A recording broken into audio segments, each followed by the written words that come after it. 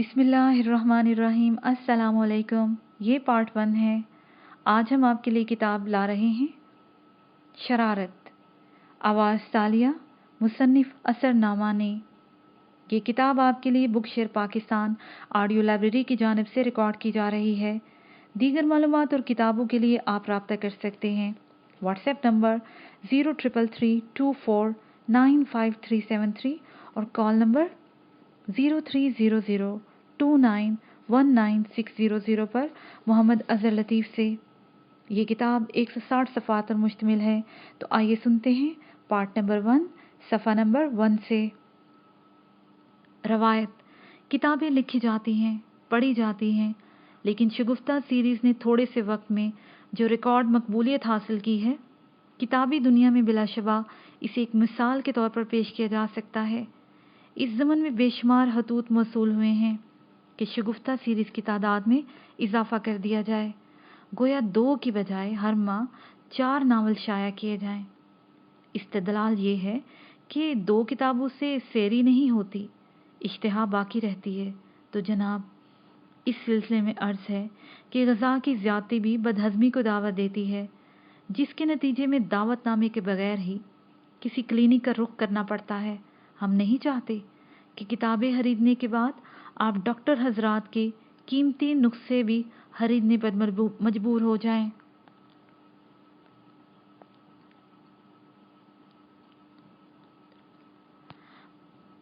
बहरहाल, ये तो एक जुमला मोतरज़ा था। फ़िलहाल 2 किताबों पर ही गुजारा कीजिए। इसमें आपकी भी आफ़ियत है और हमारी भी। अब शरारत के बारे में कुछ शगुफ्ता बयानी हो जाए। शरारत की बहुत सी इक़साम होती हैं।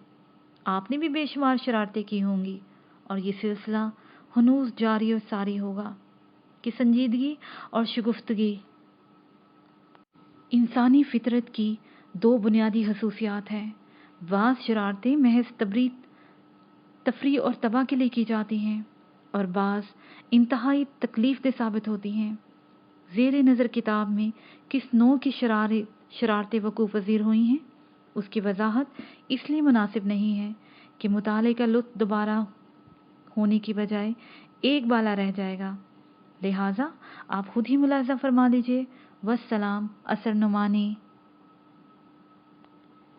किताब का बाकायदा आगाज़ सफ़ा नंबर 5। नहीं, रज़िया ने नफ़ी में सर हिलाया और बड़े इत्मीनान से पलंग पर लेटकर आंखें बंद कर लीं। कल तुम बता रही थी ना कि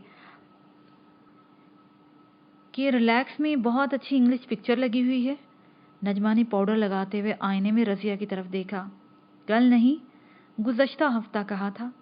रज़िया बदस्तूर आंखें बंद किए बोली, वो पिक्चर तो अब उतर चुकी है। अच्छा, तो फिर शालीमार चलते हैं। मैंने अखबार में इश्तिहार देखा था, एक दोबन मेरे गांव की गोल्डन जुबली हफ्ता मना रही है।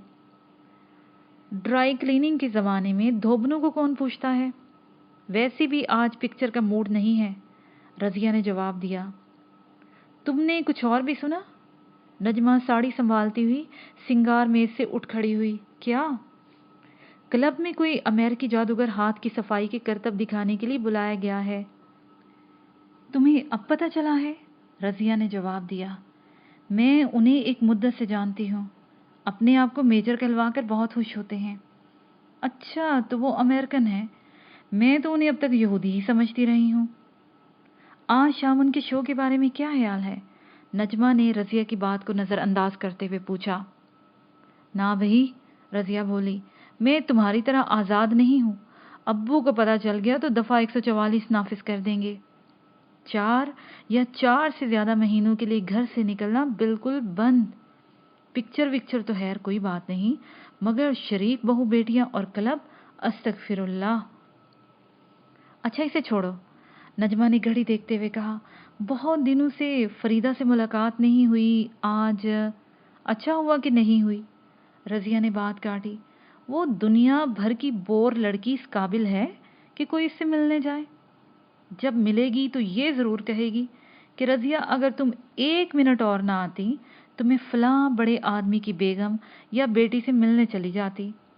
उन्होंने मुझे आज चाय पर बुलाया है और तुम आज उससे ज़्यादा बोर साबित हो रही हो।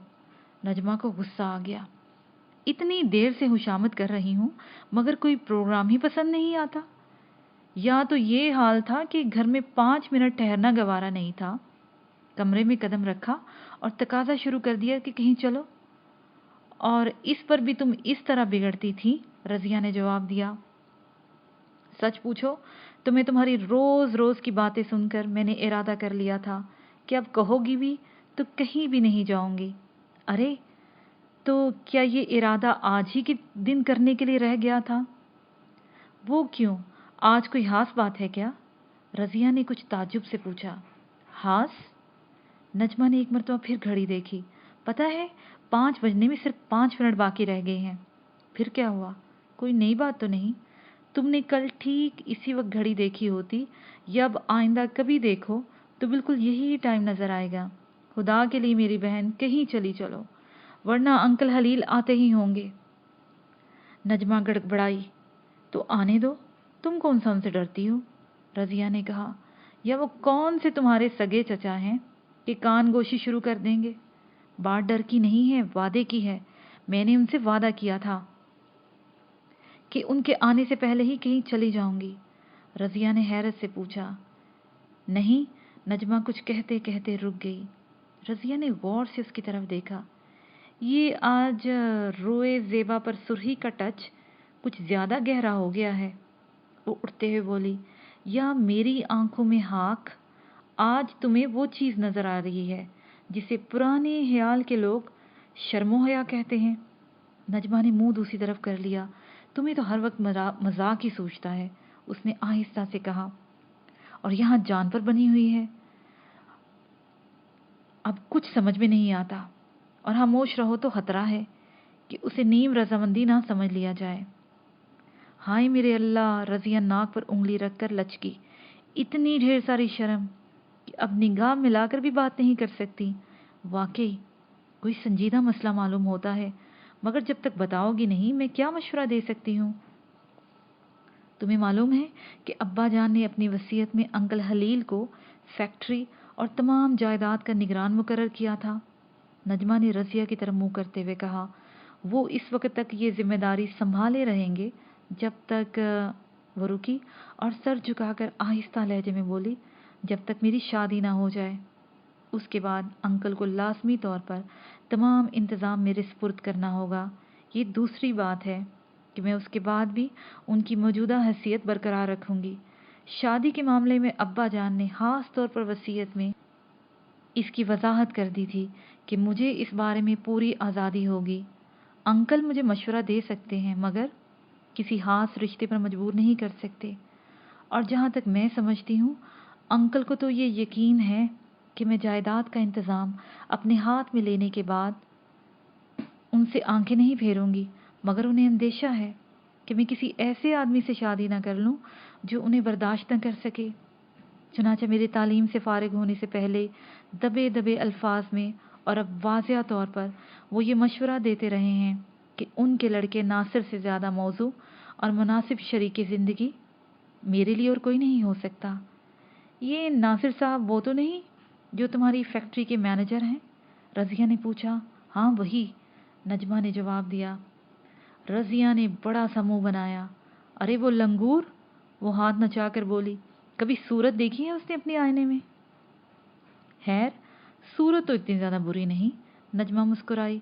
उसकी झिझक बड़ी हद तक दूर हो चुकी थी, मगर उनकी सीरत के बारे में जो कुछ मैंने देखा है और सुना है वो उस काबिल नहीं कि मैं बासलामती होशो हवास उनका इंतखाब कर सकूं। यहाँ मुझे तुमसे इख्तलाफ है, रजिया ने जवाब दिया।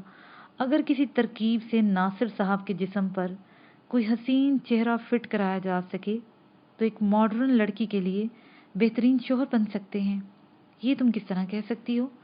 इस तरह के सीरत की हामी से अगर तुम्हारा इशारा उनकी शराब नोशी या क्लबों में दूसरी औरतों के साथ रक्स करने, जुआ खेलने या फिर रेस कोर्स का चक्कर लगाने से है तो ये सारी बातें तरक्की पसंदी की अलामात और ऊंची सोसाइटी की पहचान समझी जाती हैं। तुम्हारी जैसी लड़की के नज़दीक तो उनका शुमार खुसूसियात में होना चाहिए। माफ़ कीजिए, मैं इन मायनों में हरगिज़ मॉडर्न नहीं हूँ। जीन में ये लफ्ज़ आम तौर पर बोला जाता है। नजमा ने मुंह बनाते हुए जवाब दिया। बहरहाल बात क्या हो रही थी और तुमने बीच में बहस क्या छेड़ दी? मैं ये कह रही थी कि अंकल जब बहुत ही पीछे पड़े तो मैंने बेजान जान छुड़ाने के लिए कह दिया कि अच्छा ठीक है, 8-10 दिन में सोच कर जवाब दूंगी। मगर वो इस तरह कहाँ टलने वाले थे। बोले 8-10 दिन की बात गलत है, तुम मुझे आज शाम अपने फैसले से आगाह कर दो तो इसी परेशानी की क्या बात है। रज़िया ने कहा, कह देना कि मैं आपके फर्जंद अर्जुमन से मैंजरी तो करवा सकती हूँ, मगर शोहरी की पोस्ट पर उनका तकर्रुर मंजूर नहीं कर सकती। जी हाँ, अगर इतनी ही बेतकल्फी से उनके सामने ये बात कह सकती तो इस वक्त तुम्हारे साथ सर न खपाती। नजमा ने जवाब दिया, मगर तुम तो मशवरे भी इस तरह देती हो जैसे कोई किसी को कर्ज देता है। अच्छा ये बताओ, नासिर साहब ने उन्होंने भी कुछ पेशकदमी करने की कोशिश की या उनके वालिद ही मोर्चा संभाले बैठे हैं? ढके छुपे अल्फाज में इजहार मोहब्बत तो कई मरतबा फरमा चुके हैं, मगर शादी की दरख्वास्त गालबन इसलिए नहीं की कि खुद अंकल ने मना कर दिया है। मैंने एक दिन बाप बेटे की गुफ्तगू सुनी थी।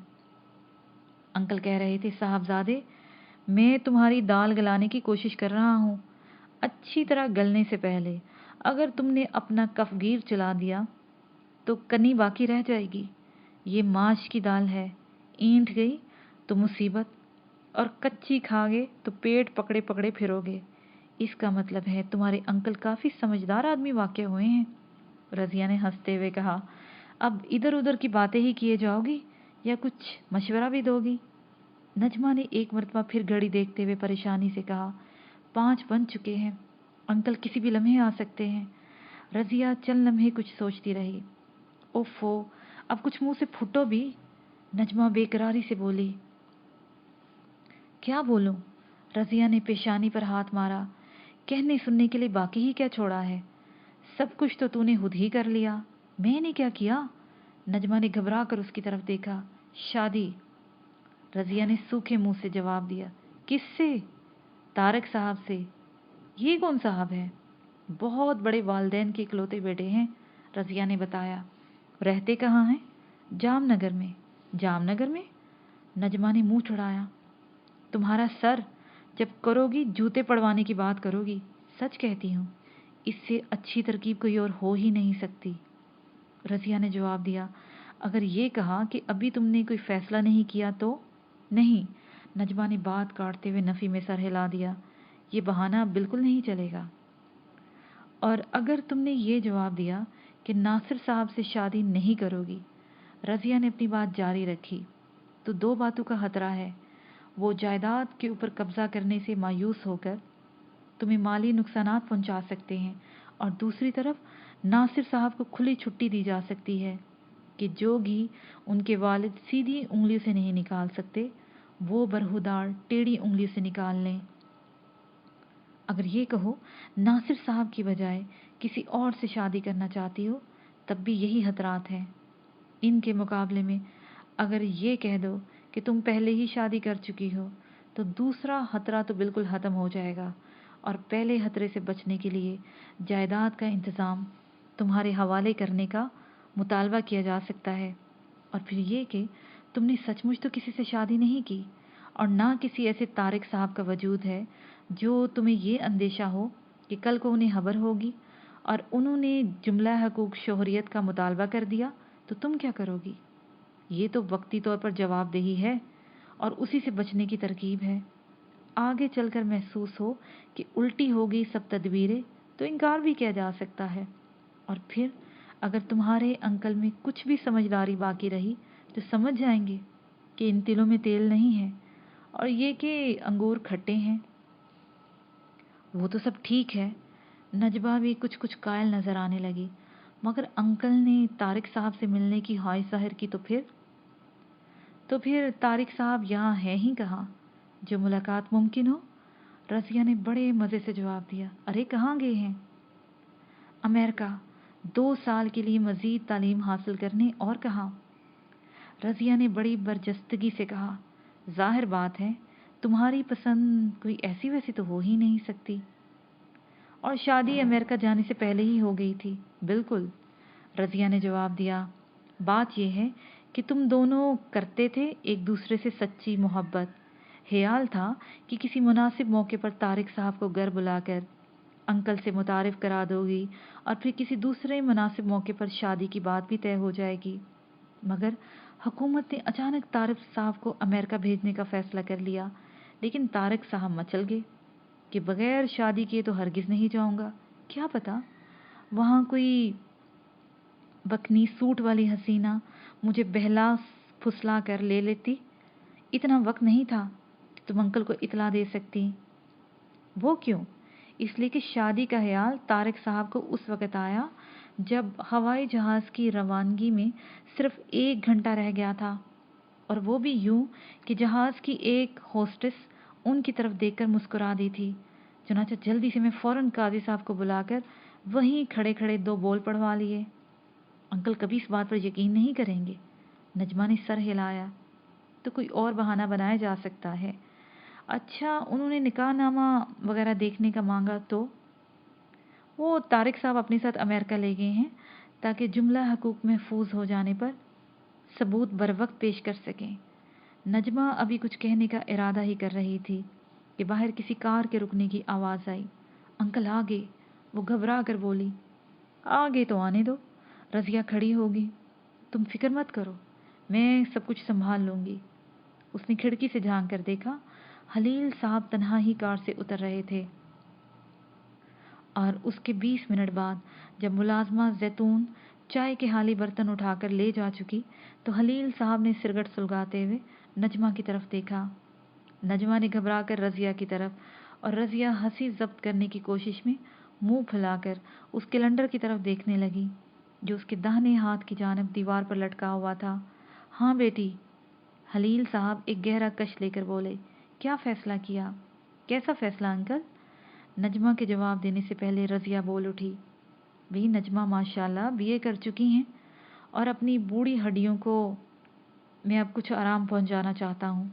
हलील साहब ने मुस्कुराते हुए जवाब दिया, मैंने इनसे कहा है अपनी जायदाद का इंतज़ाम खुद संभालें और मुझे छुट्टी दे दें, मगर इसके लिए भाई साहब मरहूम की वसीयत के मुताबिक पहले नजमा बेटी की शादी होना ज़रूरी है। उसी के लिए मैंने इनसे कहा था। मगर अंकल, रज़िया ने हैरत से कहा, तो क्या नजमा ने आपको नहीं बताया? क्या नहीं बताया?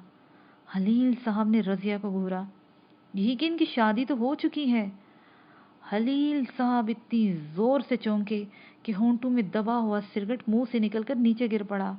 जी हाँ, रज़िया ने उसी तरह सर हिलाया जैसे कोई किसी के इंतकाल पर मलाल की खबर सुनाकर उसकी मजीद तईद करता है। बस किस्मत की बात थी, वरना नजमा की भी उम्र ही क्या है। नजमा को उसके लहजे पर बेइख्तियार हंसी आ गई, जिसे उसने बड़ी मुश्किल से जब्त करते हुए सर झुका लिया। हलील साहब काफ़ी देर तक मुंह खोले, हैरत से कभी रज़िया को और कभी नजमा को घूरते रहे। ये रज़िया क्या कह रही है? आखिर उन्होंने फर्श से सिगरेट उठाते हुए पूछा। मैं मुझे अफसोस है अंकल, नजमा ने सर झुकाकर जवाब दिया। मैंने कई मर्तबा आपको बताने का इरादा किया मगर हिम्मत नहीं पड़ी। हलील साहब ने कहा और गहरी सांस ली। मगर मुझे अभी जायदाद का इंतज़ाम संभालने से कोई दिलचस्पी नहीं है, नजमा ने जल्दी से कहा। हलील साहब ने इस मर्तबा ना सिर्फ सांस खींची बल्कि सिगरेट का तवील कश भी लिया। मगर शाबाश है बेटी, इतनी बड़ी खबर और तुमने मुझे इसकी हवा भी ना लगने दी। कौन है वो? क्या नाम है? कहाँ रहता है? आपने जामनगर के खान बहादुर रहीम दादहाँ का नाम तो सुना होगा, रज़िया ने बताया, उनके इकलौते बेटे तारिक सलीम के साथ। हद कर दी तुमने नजमा। हलील साहब इस अचानक सदमे से अभी तक नहीं संभले थे। कभी से घर तो लेकर आई हो, तारीफ तो कराया होता। बात यह है अंकल कि तारक के वालिद का तो इंतकाल हो गया है और उनकी वालिदा अपनी बदसूरत भांजी से ज़बरदस्ती उनकी शादी कर देना चाहती थी। चनाचा तारक भाई ने अमेरिका जाने से पहले। क्या? हलील साहब फिर चौंके। तो वो अमेरिका गया हुआ है? जी हाँ, मज़ीद तालीम हासिल करने, रज़िया ने बताया। तो मैं कह रही थी, अमेरिका जाने से पहले इन दोनों ने यही मुनासिब समझा कि अभी चुपचाप शादी कर लें। बाद में तारक भाई वहाँ से अपनी अम्मी को लिख भेजेंगे और जब 2 साल बाद वापस आएंगे तो इनकी अम्मी का गुस्सा उतर चुका होगा। मगर ये शादी कब हुई, कहाँ हुई? हलील साहब ने तेजी से पूछा। वो अंकल, रज़िया ने तेजी से कहना शुरू किया, मगर हलील साहब ने इसकी बात काट दी। आखिर तुम हर सवाल का जवाब क्यों दे रही हो? वो बोले। क्या नजमा नहीं बोल सकती? जी हाँ, नजमा चौंक कर बोली। जी हाँ, वो मैं अपनी कॉलेज की सहेलियों के साथ गुवाहाटी हिल स्टेशन गई थी ना, बस वहीं वो तारक साहब भी आए हुए थे। मुझे तो पहले गुमान भी नहीं था कि मगर वो अमेरिका जा रहे थे। मुझे खुद अच्छा नहीं मालूम हो रहा था कि आप भी शरीक ना हो, मगर कुछ ऐसा मौका था कि इसका मतलब है कि 2 साल हो गए हैं तुम्हारी शादी को, हलील साहब ने कहा। इसलिए कि पिछले साल तो तुम मेरे साथ गई थी। नजमा को बाद अज़ वक्त अपनी गलती का एहसास हुआ। रज़िया ने भी हलील साहब की निगाह बचाकर उसे घूरा, मगर अब क्या हो सकता था? बात मुंह से निकल चुकी थी। जी हाँ, जी हाँ, नजमा ने घबराकर जल्दी से कहा। गोया तारक सलीम साहब अब वापस लौट कर आने वाले हैं, हलील साहब ने कहा। कोई वत आया कि कब आ रहे हैं? अभी 3-4 दिन हुए तो मेरे पास तारक भाई का खत आया था, रज़िया दिल ही दिल में चिल्ला कर बोली। उसे नजमा पर बेतहाशा गुस्सा आ रहा था। खुदा ने चाहा तो अगले जुमे को वापस आ रहे हैं। मगर मेरे हाथ में तो उन्होंने लिखा था कि 1-2 साल और लगेंगे। नजमा ने बचाव का पहलू निकालना चाहा। वही किसी कंपनी में मुलाजमत का ऑफर दिया था जिसे उन्होंने मंजूर कर लिया। पहले तो यही प्रोग्राम था, मगर बाद में तारक भाई ने इरादा बदल दिया, रज़िया ने जवाब दिया। मगर ऐसी कोई बात होती तो कुछ लिखा तो होता, नजमा ने कहा। तारक भाई का ख्याल था कि वो अचानक आ जाएंगे तो तुम्हें ज़्यादा खुशी होगी, रज़िया ने जवाब दिया। मुझे उन्होंने लिख दिया था कि तुम्हें ना बताऊं, मगर अंकल ने पूछा है तो भला मैं कैसे झूठ बोल सकती थी। हलील साहब कुछ देर तक खामोश बैठे, सिगरेट के कश लगाते रहे। आखिर जब सिगरेट जलते जलते उनकी उंगलियों तक आ गया तो वे गहरी सांस लेकर उठ खड़े हुए। बहरहाल अब तो जो कुछ होना था हो चुका। वो दूसरी तरफ मुंह फेर कर बोले, मगर नजमा बेटी, मुझे कम से कम तुमसे ये उम्मीद नहीं थी कि मुझसे मशवरा तक करने की ज़रूरत नहीं समझोगी। मैं तुम्हारा सौतेला चचा ही सही, मगर तुम्हें अपनी सगी बेटी से कम अजीज़ नहीं रखता। तुम्हारे इस तर्ज अमल से मुझे वाकई बहुत बड़ी तकलीफ़ पहुंची। मैं आपसे शर्मिंदा हूँ अंकल, नजमा ने सर झुकाकर जवाब दिया। मगर हालात ही कुछ ऐसे थे। मुझे उम्मीद है कि आप इस पहली और आखिरी गलती को माफ़ कर देंगे। हलील साहब ने कोई जवाब नहीं दिया और किसी गहरी सोच में डूबे हुए कमरे से बाहर चले गए। उनके जाते ही नजमा ने चिल्बला कर रज़िया की चुटकी ली। ये तूने क्या किया चुड़ैल, उसने कहा। अब अगले जुमे तक ये तेरे तारक भाई कहाँ से आएंगे? मैंने किया या तुमने? रज़िया बाजू से हिलाते हुए बोली। अच्छी हासी चल रही थी कि बेगम साहबा सहेलियों के साथ शादी रचाने गुवाहाटी पहुंच गई। सच कह रही हूँ, इतना गुस्सा आ रहा था कि मैं तो आज रात कहने वाली थी।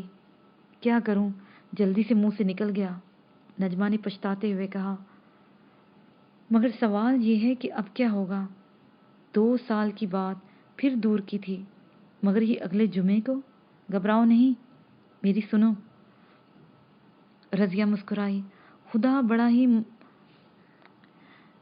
सबबुल असबाब है, कोई लंगड़ा लूला शोहर भेज ही देगा, नहीं तो हम खुद किसी यतीम खाने से मुंशी को पकड़ लाएंगे।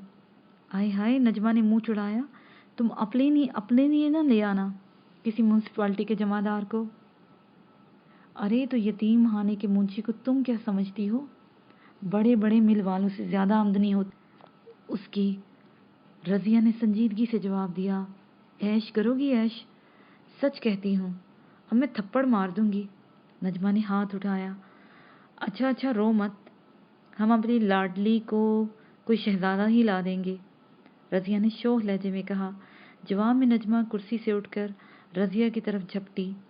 मगर रज़िया तो पहले ही कहके लगाती हुई कमरे से निकल भागी थी। नया पैराग्राफ। स्टार केमिकल इंडस्ट्रीज का वसी बरामदा उम्मीदवारों के हजूम से भरा हुआ था। इतना ही नहीं, बहुत से उम्मीदवार फैक्ट्री की इमारत के सामने बने हुए पार्क में छोटे छोटे ग्रुप्स की शक्ल में खड़े हुए थे। सलीम ने बड़ी मायूसी के साथ अपने चारों तरफ देखा। सब नहीं, मगर 1/4 से ज़्यादा उम्मीदवार ऐसे थे जिनके बेशकीमत सूट, चमकते हुए जूते और उनसे कहीं ज़्यादा रोशन चेहरे इस बात का सबूत थे कि उनमें से हर एक अपने आप को 100% कामयाब तस्वर कर रहा था। और सलीम को यकीन था कि उसकी वजह उनकी डिग्रियां या फर्स्ट क्लास फर्स्ट डिवीजनें नहीं थी। यकीनन उनकी जेबों में किसी वजीर, किसी सफ़ीर, किसी कमिश्नर या डिप्टी कमिश्नर या किसी और बड़े आदमी के सिफारशी खतूत मौजूद होंगे। अगर काबिलियत और जहानत की कसौटी होती तो इसे एतमाद था कि शायद ही कोई उम्मीदवार इससे ज़्यादा नंबर ले सके। और फिर ये वही जानता था कि इसे इस मुलाजमत की कितनी शदीद ज़रूरत थी। इसके वालिद कई बरस से एक हादसे में अपाहज होकर घर में पड़े हुए थे। उसने ट्यूशन करके अपनी तालीम मुकम्मल की थी। ये दुरुस्त है कि जामनगर में उसके वालिद खासी बड़ी ज़मीन के मालिक थे, मगर इसका फ़ायदा सिर्फ उस वक़्त तक था जब तक वो खुद अपनी निगरानी में खेती बाड़ी कराते थे। जब से ज़मीन बटाई पर दी जाने लगी थी, घर का खर्च भी सिर्फ दाल रोटी तक चलता था। अपनी टूटी टांगों के इलाज के सिलसिले में वालिद साहब इतना कर्ज ले चुके थे कि अगर जल्द ही उस रकम की अदायगी ना की गई तो साहूकार उनकी ज़मीन नीलाम करके रोटियों का ये दूसरा आसरा भी उनसे छीन सकता था। मुलाजमत जिसके लिए वो जामनगर से इंटरव्यू देने आया था, इस मुसीबत में बड़ा सहारा बन सकती थी। तनहा 8,000 रुपये थी, फिर रहाइश की सहूलत देने का वादा भी किया गया था। इस सूरत में वो बड़ी आसानी से 5-6 हज़ार रुपये महीना अपने वालिद को भिजवा सकता था। सलीम अपने ऊपर बदकिस्मती के साए मंडलाते हुए देख रहा था। वो घर से निकला तो बड़ा पुरुमीद था। सफ़र बड़ी खुशगवार उम्मीदों के दरमियान तय हुआ था, मगर इस शहर में कदम रखते ही उसे ऐसे हादसे से दोचार होना पड़ा जिसने उसकी तमाम मुसर्रतों को खाक में मिला दिया। इंडस्ट्रियल एरिया की बस में सवार होते ही जनाब उसने टिकट लेने के लिए जेब में हाथ डाला तो पता चला किसी ने उसकी तमाम पूंजी लूट ली है। कंडक्टर कोई शरीफ आदमी था। उसने इसकी परेशानी पर हमदर्दी जाहिर करते हुए इसे बिला टिकट मंजिल मकसूद पर उतार दिया, वरना वो पैदल आया होता तो वक्त पर इंटरव्यू भी नहीं दे सकता था। बस इस मनहूस हादसे से सलीम का दिल बुझ गया और फिर फैक्ट्री पहुंचकर उम्मीदवारों की ये कसरत देखी तो उसे तकरीबन यकीन सा हो गया था कि जाने कितने साबका इंटरव्यूज़ की तरह यहाँ भी उसकी किस्मत में नाकामी लिखी है। यूनिवर्सिटी में वो एक बहुत अच्छा एथलीट था और कई मेडल जीत चुका था, मगर मायूसी खुशतबी की इसी तरह दुश्मन है जिस तरह बीमारी सेहत की। इतनी देर में सलीम के चेहरे पर एक मुस्कुराहट भी नहीं आई थी। अचानक शोर सा उठा, मैनेजर साहब आ गए, मैनेजर साहब आ गए। सलीम बिल्कुल ऑफिस के करीब कुर्सी पर बैठा हुआ था। शोर सुनकर वो अपने ख्यालात से चौंका। निगाह उठाकर देखा तो एक शानदार कार से 2 नौजवान उतरते नजर आ गए। एक साहब जिसकी अकड़ी हुई गर्दन और मगरूराना अंदाज से बाहर निकले थे, वो उन्हें फैक्ट्री का मैनेजर साबित करने के लिए काफ़ी था। मगर दूसरे हजरत के कदम भी ज़मीन पर जैसे नहीं पड़ रहे थे। वो दोनों सीढ़ियाँ तय करते हुए उस कमरे की तरफ आए जिस पर मैनेजिंग डायरेक्टर की तख्ती लटक रही थी। मैनेजिंग डायरेक्टर साहब आ गए। मैनेजर साहब ने चपरासी से पूछा, जो उनके इस्तकबाल के लिए स्टूल से खड़ा हो गया था। जी हाँ जनाब, चपरासी ने सलाम करते हुए जवाब दिया। मैनेजर साहब अपने साथी की तरफ घूमे। तुम यहाँ ठहरो परवेज, वो बोले। फिक्र की कोई बात नहीं है, सब ठीक हो जाएगा। ये कहते हुए मैनेजर साहब ने इधर उधर देखा। करीब बैठे हुए उम्मीदवारों में से शायद सलीम के कपड़े ही सबसे मामूली और सादा थे। उसकी नज़र सलीम पर जम गई। ए मिस्टर, मैनेजर साहब ने बड़ी रौनक से मुखातिब किया, ज़रा इधर आओ। सलीम को मैनेजर साहब का लहजा बेहद नागवार गुजरा, मगर उसने कोई सख्त जवाब देना मुनासिब नहीं समझा। फरमाइए, वो इनके सामने आकर खड़ा होगा। बाहर पार्क में जाकर बैठ जाओ, जब नाम पुकारा जाए आ जाना। मैनेजर साहब ने बेपरवाही से जवाब दिया और उस नौजवान से, जिन्हें उन्होंने परवेज कहकर मुहातब किया था, बोले, मिस्टर परवेज वहाँ बैठ जाइए, मैं कोशिश करूँगा कि आपको पहले बुला लिया जाए। सलीम का खून खोल गया। ये सरीहन उसकी तौहीन थी। परवेज मुस्कुराता हुआ आगे बढ़ा और सलीम की कुर्सी पर बैठ गया। यहाँ मैं बैठा था। सलीम ने फिर भी परवेज के करीब जाकर नरमी से कहा, ठीक है, मगर अब मैं बैठा हूँ। परवेज ने बड़ी हकारत अमेज नज़रों से सलीम को देखते हुए जवाब दिया। इसके साथ ही ये पार्ट अपने एहतमाम को पहुँचा।